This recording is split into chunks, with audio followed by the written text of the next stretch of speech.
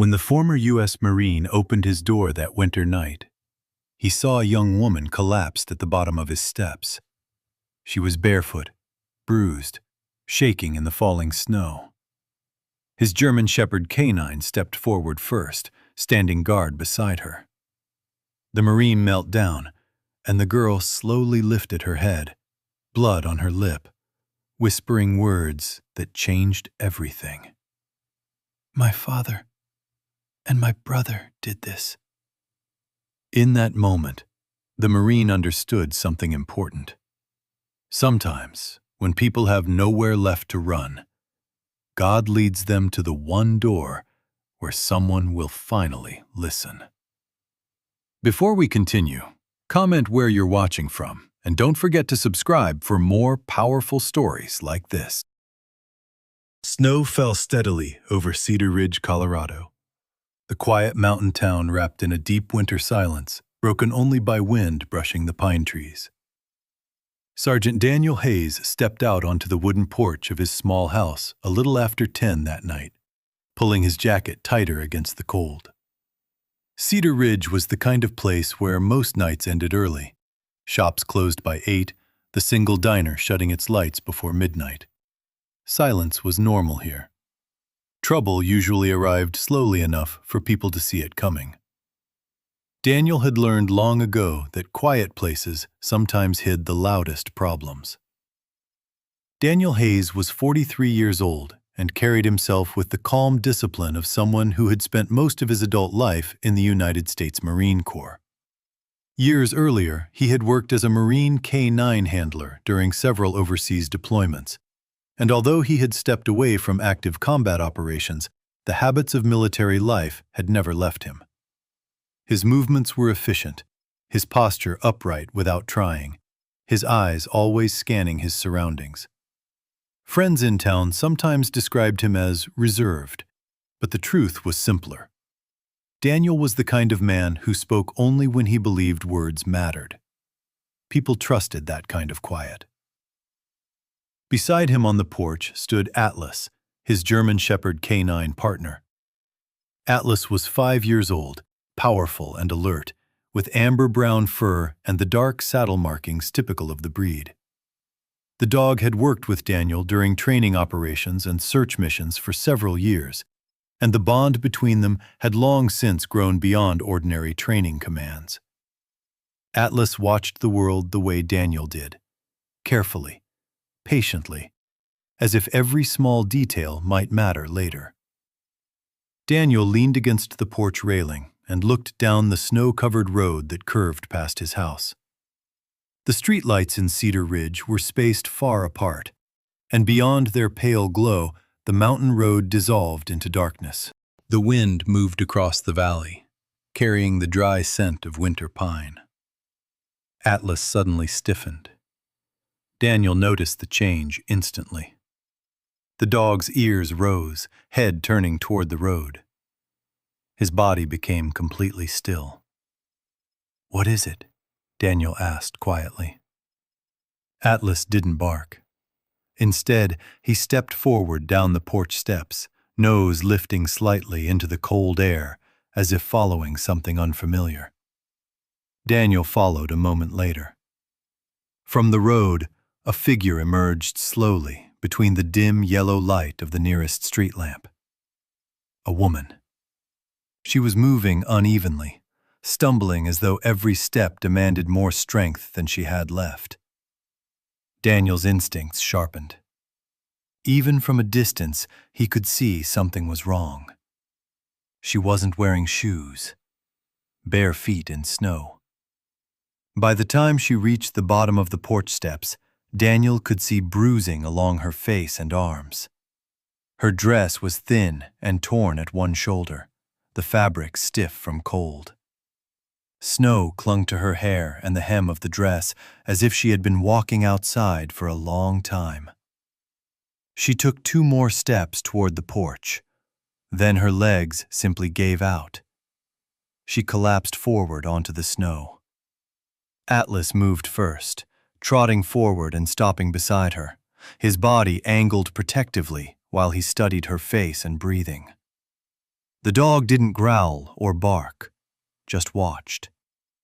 Daniel knelt beside her. Up close, the injuries were clearer.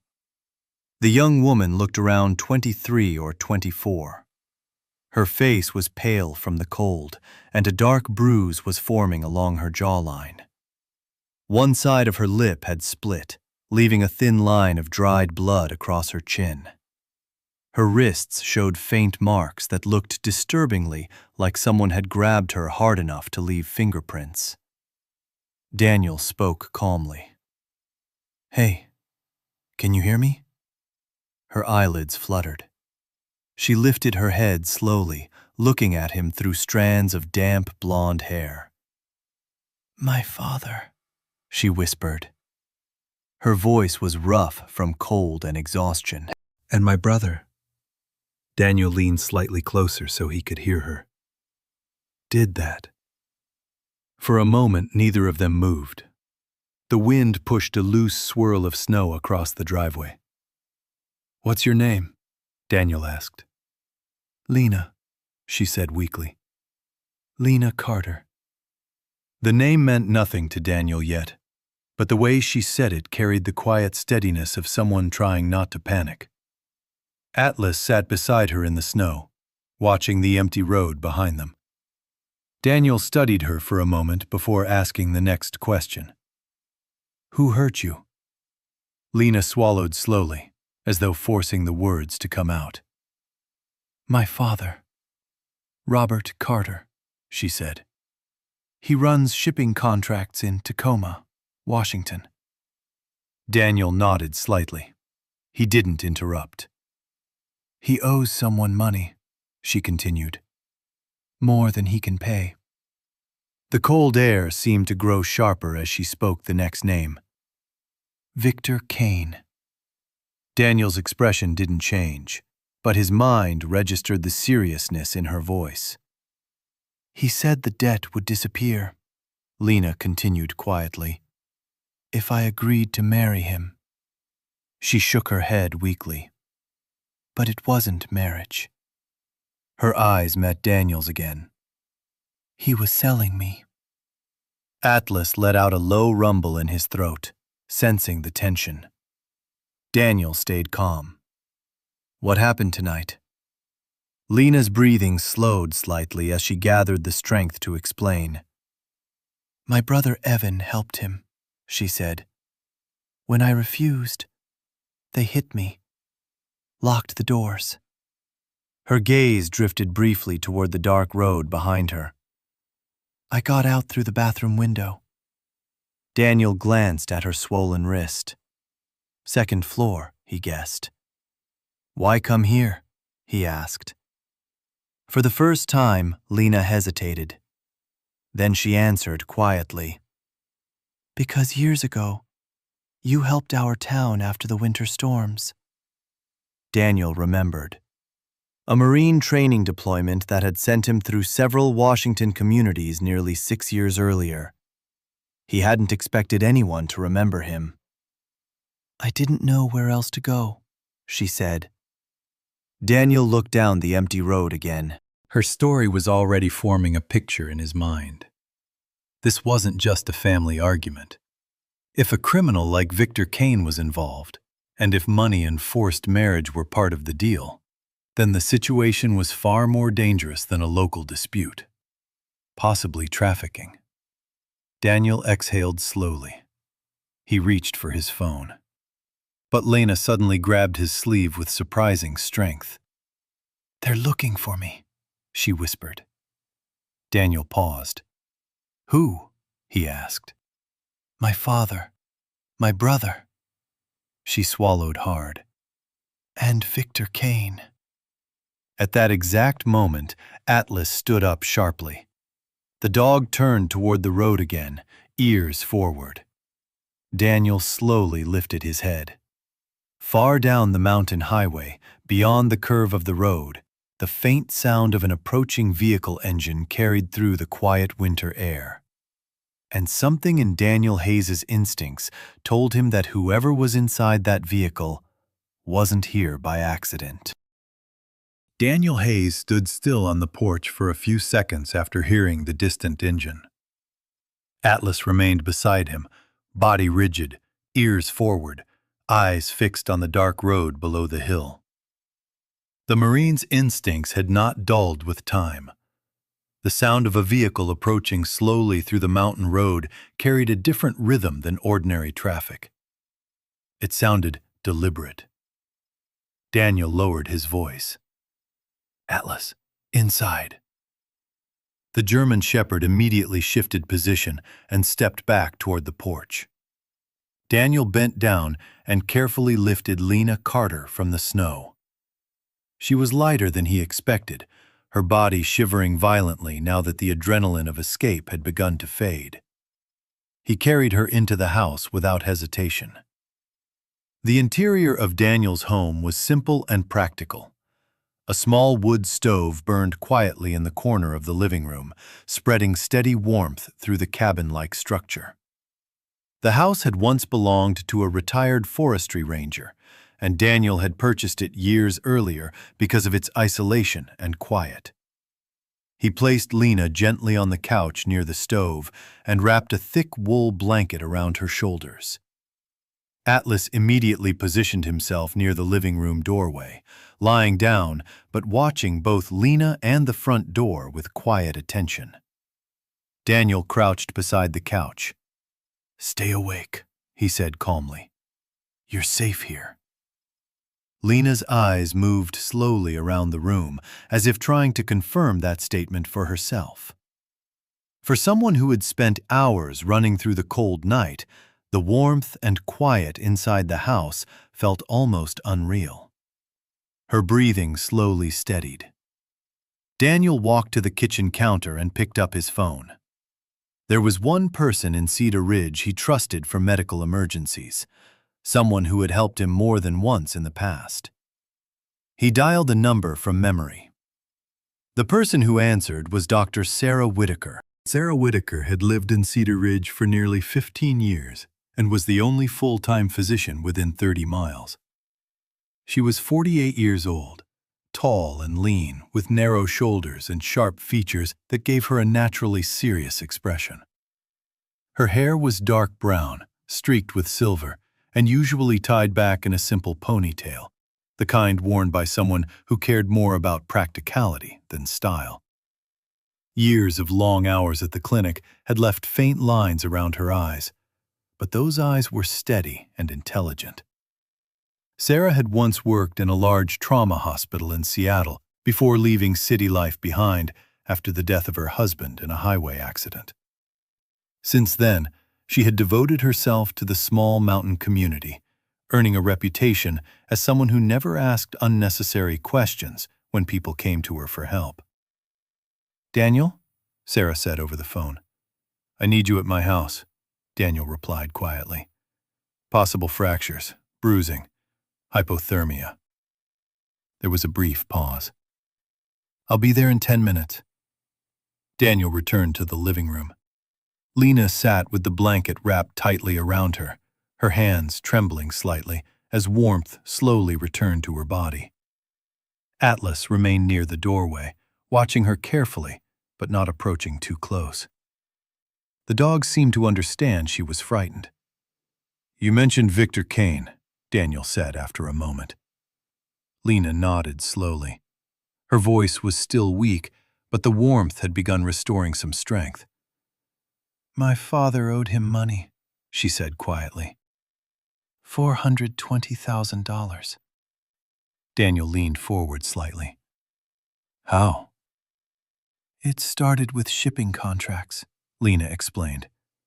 "Electronic shipments moving through Tacoma Port. One container disappeared. My father was responsible for the loss." Daniel listened without interrupting.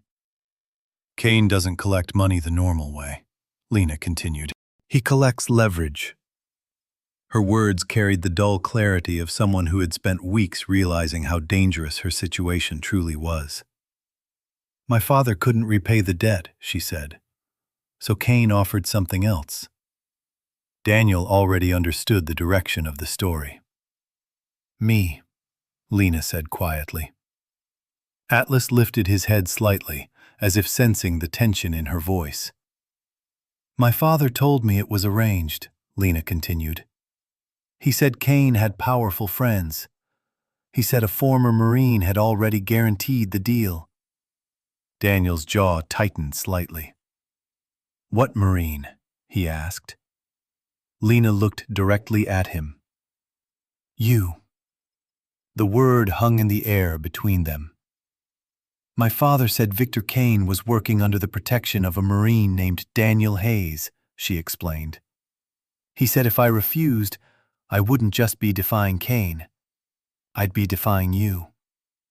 For the first time since she had arrived, Daniel felt anger rise beneath his calm expression. Not loud anger, cold anger. The kind that Marines learned to keep controlled. His name had been used as a weapon. Atlas shifted slightly beside the doorway, sensing the change in Daniel's posture. Before Daniel could respond, headlights swept briefly across the living room windows as a vehicle pulled into the driveway. Moments later, the front door opened and Dr. Sarah Whitaker stepped inside carrying a medical bag. She moved quickly but without panic, kneeling beside Lena and beginning a quiet examination. Her hands were steady and efficient as she checked the swelling in Lena's wrist and the bruising along her jawline. You're lucky, Sarah said calmly after several minutes. Your wrist is sprained, not broken. The bruising looks worse than it is. She cleaned the cut on Lena's lip and wrapped the wrist with a temporary brace. As Sarah worked, Lena repeated the story more carefully. The doctor listened without interrupting, her expression thoughtful but controlled. When Lena finished, Sarah looked toward Daniel. That name, Victor Kane, she said quietly. You've heard it before? Daniel asked. Sarah nodded once. A few times. Nothing official, just rumors from people passing through the clinic. Daniel understood what that meant. Kane's network likely extended further than Lena realized. After Sarah finished treating the injuries, she packed her equipment and stood. She'll need rest, she said. Then she looked directly at Daniel. And protection. The Marine nodded. When Sarah left, the house grew quiet again. Daniel returned to the living room and sat in the chair opposite Lena. The fire crackled softly inside the stove. You said your father told Kane I guaranteed the deal, Daniel said. Yes. Daniel leaned back slightly. There's something you should know, he said. He picked up his phone again and dialed another number. This time the call went through to Denver. The man who answered was Special Agent Marcus Reed of the FBI. Marcus Reed was 39 years old, a broad-shouldered investigator with dark skin, closely cropped hair, and the measured patience of someone who had spent years building cases against organized crime. Reed and Daniel had met years earlier during a joint military federal training operation involving human trafficking investigations. They had remained occasional contacts ever since. Daniel Hayes, Reed said over the phone. Didn't expect to hear from you tonight. Daniel glanced at Lena. I think I just walked into something big, he said. There was a brief pause. Tell me, Reed replied. Daniel explained the situation calmly, laying out the details Lena had provided. Reed listened carefully. When Daniel finished, the agent spoke slowly. If Kane is involved, this could connect to something we've been investigating for over a year. Daniel looked at Lena. Would you be willing to talk to the FBI? He asked. Lena sat quietly for a moment. She wasn't thinking about revenge. She was thinking about survival. And about the possibility that if she stayed silent, Victor Kane might simply replace her with someone else. Yes, she said finally. Daniel nodded once. Outside, the wind moved across the snow-covered hills of Cedar Ridge. Inside the quiet house, 3 lives had just become connected by a problem far larger than any of them had expected. And somewhere far away, Victor Kane still believed his arrangement was secure. For now. The snowstorm that had rolled over Cedar Ridge 3 nights earlier had passed, leaving the mountain town wrapped in a pale winter quiet, where every sound carried farther than usual across the frozen valley. For the next 3 days, Daniel Hayes's house became something unusual for a place that normally saw little more than the occasional delivery truck or neighbor dropping by for coffee. It became a quiet meeting point for people who were now trying to piece together a problem that stretched far beyond the small mountain town. Daniel moved through those days with the same disciplined calm that had carried him through military operations years earlier. He did not act like a soldier preparing for conflict. Instead, he became something else, something quieter and more deliberate. A witness, a protector, and occasionally, the only familiar presence Lena Carter had left. Lena had slept nearly 12 hours after the night she arrived. By morning, the swelling around her wrist had improved slightly under the brace Dr. Sarah Whitaker had applied. The bruising along her jaw had deepened in color, but no longer throbbed as sharply. She moved slowly through the house, wrapped in one of Daniel's heavy flannel shirts and wool socks, the oversized sleeves hanging past her hands. Atlas rarely left her side during those first days. The German shepherd seemed to understand instinctively that Lena was fragile in ways that went beyond physical injury.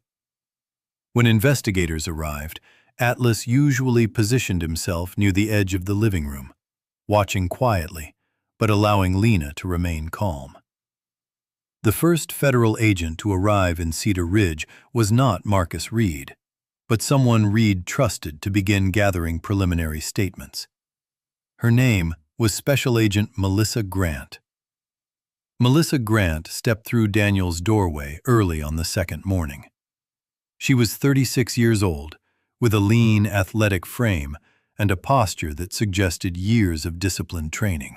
Her dark brown hair was cut to shoulder length and usually tucked behind her ears in a practical way that made it clear appearance was not her priority. Her skin carried a light olive tone that hinted at Mediterranean heritage, and her sharp gray eyes moved quickly around Daniel's living room the moment she entered, cataloging the layout of the space with quiet efficiency. Melissa had spent nearly 12 years working federal investigations related to organized financial crime and trafficking networks. Colleagues often described her as calm to the point of intimidating. She rarely raised her voice, but she asked questions with a precision that made it difficult for people to hide behind vague answers. Years earlier, she had worked a trafficking case involving runaway teenagers in Nevada that had ended badly when a key witness disappeared before trial. Since then, she had developed a reputation for protecting witnesses with almost stubborn determination. Melissa shook Daniel's hand firmly. "Marcus filled me in," she said. "I appreciate you calling this in." Daniel nodded toward the living room. "Lena's inside." Melissa entered quietly. Lena sat at the small wooden table near the window with a mug of tea in her hands. Atlas lay beside her chair, his head resting near her foot. When Melissa approached, the dog lifted his head slightly, but did not move. Melissa crouched slightly so she could meet Lena at eye level. "Lena Carter," she said gently. "I'm Special Agent Melissa Grant. I work with the FBI." Lena studied her for a moment. There was a brief hesitation, the natural caution of someone who had spent days wondering who could be trusted. Then she nodded. The interview began slowly. Melissa asked careful, direct questions, while Daniel remained nearby, but mostly silent. The Marine understood something important from years of operations. People often spoke more clearly when they felt they were being heard, rather than interrogated. Lena explained everything again. She described how her father, Robert Carter, had built a small shipping brokerage around Tacoma's port district. The business had never been large, but it handled enough freight contracts to keep the family comfortable. 2 years earlier, Robert had begun working with a man named Victor Kane, who offered access to faster distribution routes for imported electronics shipments. What Robert Carter had not understood, or had chosen to ignore, was that Kane's business model relied on control rather than cooperation.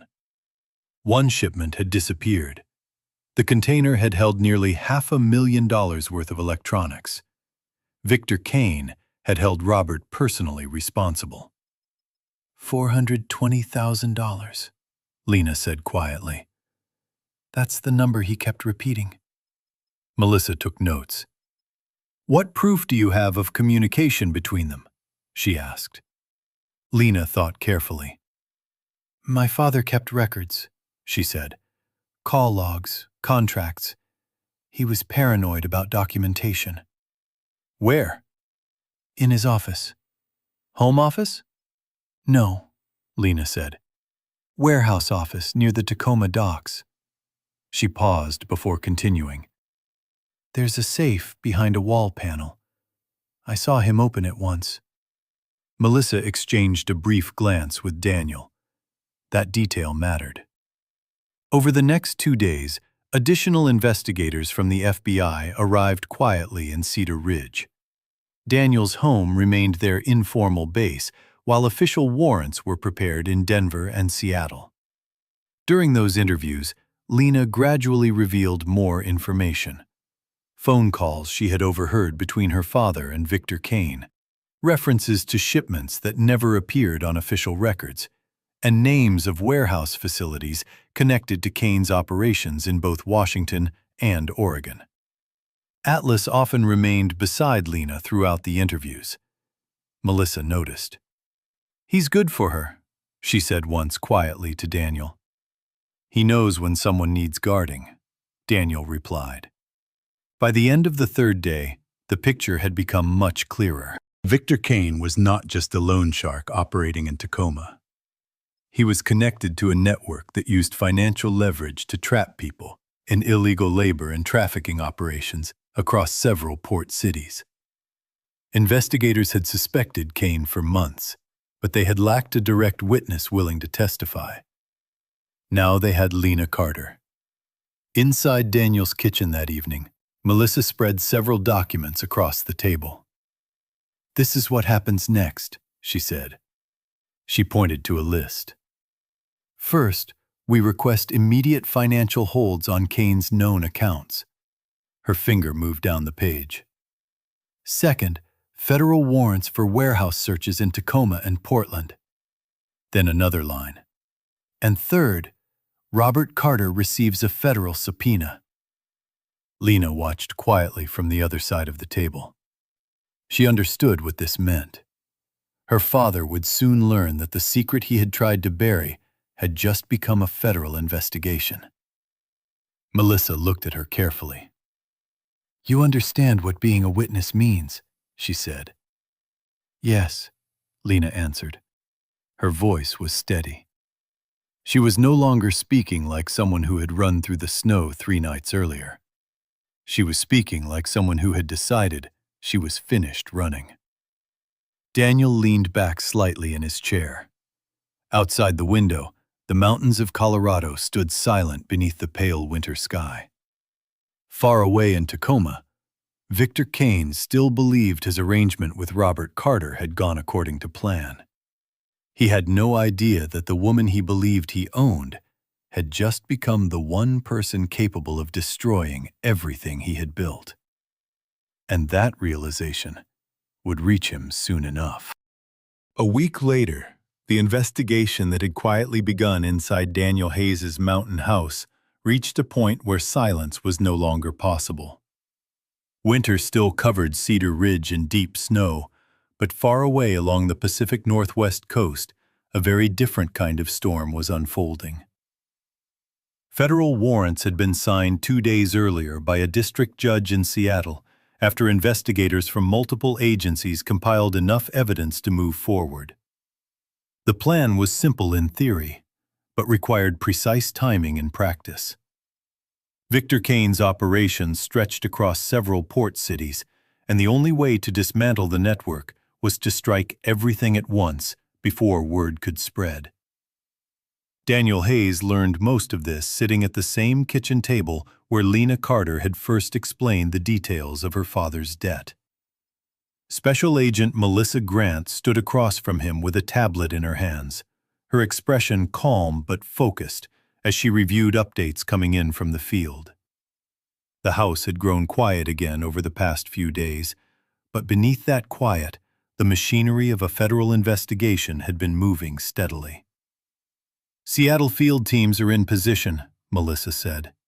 "Tacoma and Portland units are ready." Daniel nodded slowly. Lena sat nearby with Atlas lying beside her chair. The young woman looked stronger now than she had when she first arrived. The bruises on her face had faded from deep purple to dull yellow, and the swelling in her wrist had decreased enough that she could move her fingers without pain.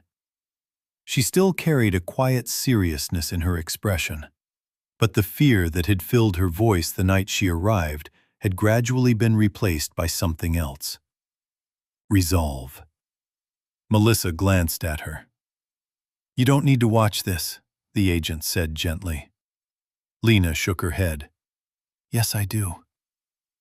The first operation began at sunrise in Tacoma, Washington. Victor Kane's primary warehouse sat near the industrial docks, where shipping containers moved in and out of port every hour. For years, the building had appeared no different from dozens of others scattered through the harbor district. But inside it, investigators had reason to believe Kane coordinated shipments tied to illegal labor and trafficking networks. Leading the Tacoma raid was Supervisory Special Agent David Morales. David Morales was 51 years old and had spent nearly 3 decades working federal organized crime cases. He was a tall, broad man with a square face and thick salt and pepper hair that he kept trimmed short above the ears. A heavy mustache framed his mouth, giving him a stern appearance even when he spoke calmly. Morales had grown up in San Diego, in a family of dock workers, and his early life around shipping yards had given him a practical understanding of port operations long before he ever joined federal law enforcement. Colleagues respected him because he was patient. He never rushed investigations for headlines, and he believed that the best arrests were the ones suspects never saw coming. At precisely 6:15 a.m., Morales gave the signal. Federal agents moved quickly through the warehouse entrances, while local police secured the surrounding streets. The raid unfolded with the quiet efficiency of a plan that had been prepared for weeks. Within minutes, several office computers and document files were secured, while investigators began cataloging shipping manifests and financial records. But Victor Kane himself was not inside the warehouse. He was 2 miles away in a small waterfront office overlooking the harbor. Kane had built his reputation by believing he could stay 1 step ahead of everyone else. That belief ended at 6:42 a.m. Federal agents entered his office without warning. Victor Kane was 45 years old, a man whose carefully controlled appearance reflected the image he had spent years cultivating. He was tall and thin, with slicked-back dark hair that showed only a few streaks of gray at the temples. His skin carried the pale tone of someone who spent more time indoors than outside, and his narrow face was sharpened by a trimmed beard that gave him an almost academic look. But the calm expression he usually presented to clients had always hidden a colder side. Kane rarely raised his voice, but people who dealt with him understood quickly that his quiet manner was simply another way of applying pressure. Over the years, He had perfected the art of turning financial desperation into personal control. When agents entered the office, Kane was seated at his desk reviewing shipping invoices. He looked up slowly. For a brief moment he seemed confused. Then he saw the federal badges. Morales stepped forward. "Victor Kane," he said evenly. "You're under arrest." The charges were read clearly: human trafficking, financial coercion, federal conspiracy related to interstate criminal enterprise. Kane did not resist. But the calm confidence that had defined his reputation for years faded as the reality of the investigation settled over him. Across the country in Cedar Ridge, Melissa Grant received the confirmation call. "Kane is in custody," the voice said through the speaker. Lena exhaled slowly.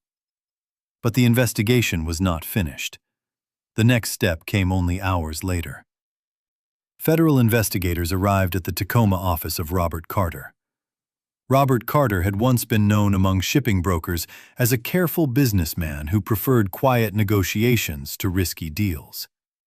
He was 58 years old now, slightly overweight, with thinning blonde hair and a tired face that seemed older than his age. Years of stress had etched deep lines across his forehead, and his posture carried the heavy slump of a man who had spent too long trying to hide problems he could no longer control. When agents entered his office with a subpoena, Robert Carter tried to deny everything. He claimed Victor Kane had misled him. He claimed he knew nothing about illegal operations. But federal investigators had already collected shipping records, financial transfers, and the witness statement from his daughter. Faced with evidence he could not dismiss, Robert Carter's resistance slowly collapsed. Within hours, he agreed to cooperate with prosecutors in exchange for reduced charges. The final arrest connected to Lena's story came the following day. Evan Carter, Lena's older brother, was located at a rented apartment outside Tacoma. Evan was 30 years old, taller than his father and physically stronger, but lacking the patience that had once made Robert successful in business. Friends described him as impulsive, quick to anger, and deeply loyal to his father's decisions, even when those decisions became dangerous. When officers arrived with a warrant for assault and conspiracy, Evan reacted with loud protests, but ultimately surrendered without violence. Back in Cedar Ridge, Daniel Hayes watched the news quietly from the living room television. The story was already spreading through regional media outlets. Victor Kane's arrest, warehouse raids, a developing federal trafficking investigation. But Daniel Hayes's name did not appear anywhere in those reports, and he had no intention of changing that. Melissa Grant closed the tablet after receiving the final update. "It's done," she said. Lena sat silently for a moment. Then she nodded. Outside the window, the snow-covered mountains stood quietly beneath the pale winter sky. The network that had once... Spring arrived slowly in Cedar Ridge, Colorado, melting the last layers of winter snow and revealing the quiet green valley that had been hidden beneath months of cold. Nearly 4 months had passed since the night Lena Carter collapsed outside Daniel Hayes's porch. The snowstorms of winter had faded into memory, replaced now by long mountain mornings filled with sunlight and the smell of pine drifting through the open windows of Daniel's small house. Cedar Ridge had returned to its usual rhythm, pickup trucks rolling through town before sunrise, the diner opening early for construction crews, and hikers beginning to return to the trails along the nearby hills. For Lena, the passing of those months had felt both slow and strangely fast. The bruises that once marked her face had long since faded. The sprain in her wrist had healed, though she sometimes still felt a dull stiffness when the air turned cold in the evenings. Physical wounds had always been the easier part. The harder part had been learning that silence no longer controlled her life. Lena remained in Cedar Ridge while federal prosecutors prepared the case against Victor Kane and the remaining members of his network. Witness protection options had been discussed more than once, but for the moment, investigators believed Kane's arrest had weakened the network enough that immediate relocation was unnecessary. Even so, Lena now had legal support and protection in place, something she had never imagined possible a few months earlier. Daniel Hayes had played a quiet role in that process. He had never tried to involve himself directly in the investigation beyond what was necessary. Instead, he focused on helping Lena build a stable routine while she decided what her life would look like after the case moved forward. Some mornings she helped Daniel with small repairs around the property, learning how to split firewood or fix sections of fence damaged during winter storms. Other days, she drove down to Denver to meet with legal advisors and representatives from an organization that worked with survivors of trafficking. That organization was called Harbor Light Outreach. Its regional coordinator was a woman named Margaret Ellis. Margaret Ellis was 52 years old and carried herself with a calm dignity that came from years spent helping people rebuild their lives after trauma. She was slightly shorter than Lena, with soft gray hair cut in a simple shoulder-length style and warm brown eyes that seemed to listen more than they spoke. Margaret had once worked as a social worker in Chicago before relocating to Colorado after the collapse of a long-term investigation involving missing teenagers. The experience had changed her deeply. Since then, she had dedicated her career to helping survivors regain control over their lives, believing strongly that recovery was not something people could rush or force. Margaret first met Lena during a meeting in Denver 2 months earlier. Instead of overwhelming her with questions, Margaret had simply asked one thing: "What do you want your life to look like a year from now?" It had been the first time anyone had asked Lena that question without attaching expectations to the answer. Since then, Lena had begun volunteering with Harbor Light Outreach, speaking quietly with other women who had survived similar situations. She did not present herself as someone with all the answers. She simply listened, the same way someone had once listened to her. Back in Cedar Ridge, Daniel noticed the change gradually. Lena walked differently now. Her posture was stronger. She spoke with more confidence when discussing plans for the future. She had even begun laughing occasionally during conversations at the diner in town, something that had seemed impossible during her first weeks in the valley. Atlas noticed the change too. The German Shepherd still followed Lena around the property most mornings, but his behavior had shifted from protective watchfulness to relaxed companionship. The dog was now 6 years old and had begun to enjoy the quieter life in Cedar Ridge after years of training work with Daniel. When Lena sat outside in the backyard reading, Atlas usually stretched out beside her in the sunlight, his tail thumping slowly whenever she reached down to scratch behind his ears. One particular morning in late April captured that new sense of calm. The sky above Cedar Ridge was bright and clear, and the snow had fully melted from the grassy yard behind Daniel's house. Lena sat on a wooden bench with a book resting loosely in her hands. She wasn't reading anymore. Instead, she watched Atlas lying in the grass nearby, lazily tracking a butterfly drifting through the air. Daniel stepped out of the back door carrying 2 mugs of coffee. He handed one to Lena. "Still planning to drive down to Denver tomorrow?" he asked. She nodded. "Margaret wants me to meet someone from the legal team again. They're preparing for the first court hearing." Daniel sat on the bench beside her, looking out across the quiet hillside.